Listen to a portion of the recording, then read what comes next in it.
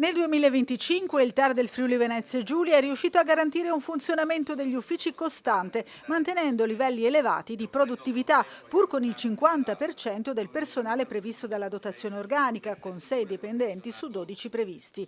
Il presidente del TAR per il Friuli Venezia Giulia, Carlo Modica, è intervenuto così alla cerimonia d'apertura dell'anno giudiziario in prefettura a Trieste. Nel 2025, ha spiegato il presidente, sono stati depositati al Tribunale amministrativo 708 ricorsi, con un aumento di oltre il 55% sull'anno precedente. In 12 mesi il TAR è riuscito a definire ben 639 ricorsi. In media i tempi di definizione dei giudizi è stata di 181 giorni contro i 236 del 2024. La maggior parte dei ricorsi è stata presentata da insegnanti, in calo quelli di militari e forze dell'ordine. I ricorsi in materia di appalti sono stati 33, con una pendenza media di 60 giorni, tempistica che colloca il TAR Friuli Venezia Giulia ai vertici nazionali. Uno sguardo anche ai risultati dei ricorsi. In totale nel 2025 ne sono stati accolti 380, mentre 128 sono stati respinti e 131 sono stati definiti